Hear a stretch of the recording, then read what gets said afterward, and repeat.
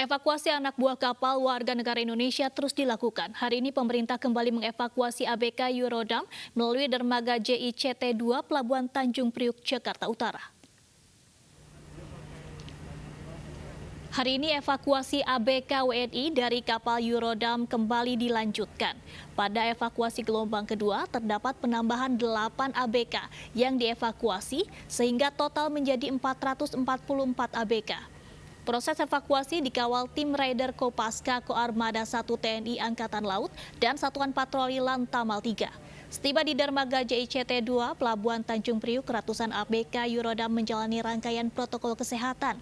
Rencananya ABK tersebut akan ditempatkan di 2 hotel berbeda di kawasan Jakarta Pusat.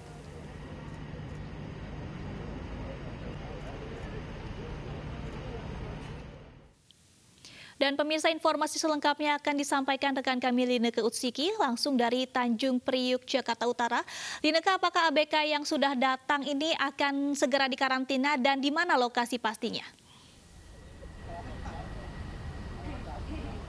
Benar sekali Denis dan juga pemirsa, hingga dengan saat ini untuk proses evakuasi dari 444 warga negara Indonesia anak buah kapal dari MV Eurodam masih terus berlangsung, dan hingga dengan saat ini sisa masih ada sebanyak 2 kloter lagi dari anak buah kapal yang menggunakan kapal tenderboat milik MV Eurodam. Ini masih akan terus berdatangan di dermaga JICT-2 Tanjung Priuk. Berdasarkan pada pantauan kami untuk pengawalan dan juga pengamanan ini dikawal oleh Kopaska Koarmada 1 TNI Angkatan Laut dan juga Satuan Patroli dari Lantamal 3 yang hingga dengan saat ini masih terus bertugas. Seusai setibanya di dermaga JICT-2 Pelabuhan Tanjung Priuk, Jakarta, ini mereka akan langsung menjalani serangkaian protokol kesehatan mulai dari pengecekan suhu tubuh, penyemprotan disinfektan dan juga pengecekan barang bawaan menggunakan X-ray untuk memastikan bahwa tidak ada satupun ABK yang membawa barang berbahaya. Perlu kami informasikan juga nanti setelah melalui serangkaian tes, jika kita bandingkan dengan proses evakuasi di 14 kapal pesiar sebelumnya, memang terjadi perbedaan terkait dengan pemeriksaan kesehatan yakni berupa swab test yang biasanya dilakukan di dermaga, namun ini tidak dilakukan lagi tetapi dilakukan langsung di hotel dengan sejumlah pertimbangan mulai dari keterbatasan fasilitas karena tidak mampu menampung ratusan ABK di dermaga, kemudian juga dari segi kenyamanan dan juga efisiensi waktu ataupun untuk mempersingkat waktu. Usai dari serangkaian kegiatan protokol kesehatan yang dilakukan di dermaga, ke-444 ABK ini akan langsung dibawa ataupun dikarantina di 2 hotel, dan perlu kami konfirmasi tadi 2 hotel ada perubahan, yakni 1 hotel di kawasan Jakarta Utara dan 1 lagi di kawasan Jakarta Barat. Ini mereka akan langsung menjalani swab test di sana. Apabila positif, ini akan langsung dirujuk ke Rumah Sakit Darurat Wisma Atlet. Sementara negatif, ini akan langsung dibekali dengan surat bebas COVID-19 dan dapat pulang ke kampung halaman masing-masing. Kembali ke Anda, Danis. Baik, terima kasih Lineke Utsiki melaporkan langsung dari dermaga Tanjung Priuk. Selamat kembali bertugas dan tetap jaga kesehatan. Pemirsa, ratusan warga negara Indonesia yang berada di Turki akhirnya bisa kembali ke tanah air setelah sempat 1 bulan tertahan akibat lockdown di wilayah Turki.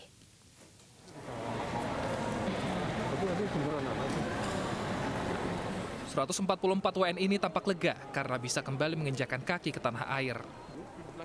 Ada 73 santri Yayasan Marmara Nur Fikri serta mahasiswa dan pekerja migran yang pulang ke Indonesia. Para santri ini sudah 10 bulan mengenyam pendidikan di Turki. Seharusnya mereka pulang di tanggal 1 Juni, namun dibatalkan. Jadi kami bawa dari Turki tes PCR. Alhamdulillah kami semua hasilnya negatif. Dan ketika sampai di Indonesia, semua bisa diterima hasil tesnya. Oke. Charter pesawat melalui perwakilan pemerintah kita di Istanbul, dalam hal ini KJRI Istanbul, bekerja sama dengan KBRI untuk dilakukan pesawat charter, ya. Meski dinyatakan negatif dari COVID-19, nantinya para santri ini akan melakukan karantina mandiri secara disiplin di rumah selama 2 minggu ke depan. Dari Tangerang, Banten, Hasnugara iNews melaporkan.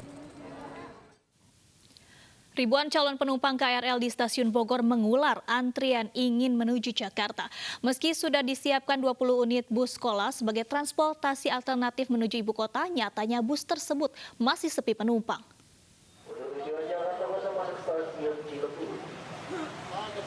Senin pagi ribuan calon penumpang KRL di stasiun Bojonggede Bogor, Jawa Barat mengular tanpa mengindahkan protokol kesehatan pencegahan COVID-19. Di tengah masa PSBB transisi, 20 unit bus sekolah disiagakan unit pengelola angkutan sekolah Dinas Perhubungan DKI Jakarta di stasiun Bogor.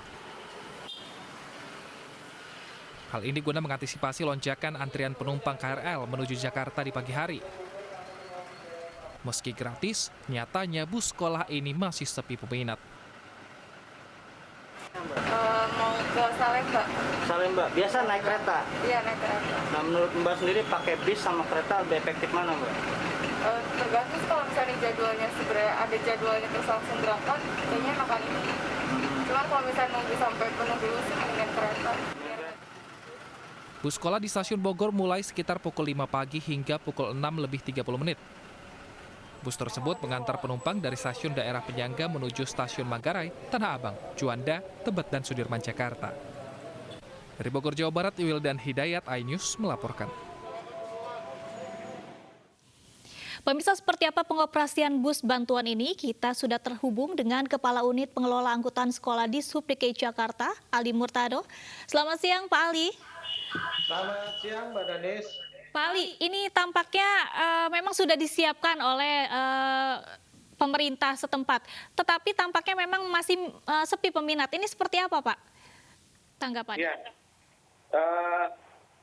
untuk bis sekolah memang dipergunakan sebagai bantuan kepada penumpang KRL bila mana terjadi lonjakan, kepadatan maupun antrian di setiap stasiun yang ada di Bogor, Cilebut, Bojonggede, dan Depok.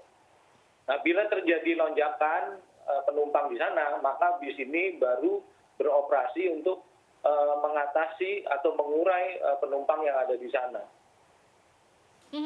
Itu artinya memang bis ini hanya ramai ketika di jam-jam sibuk saja, Pak, seperti pagi hari atau sore hari pada saat penumpang ini juga membludak pulang kantor atau baru akan berangkat ke kantor.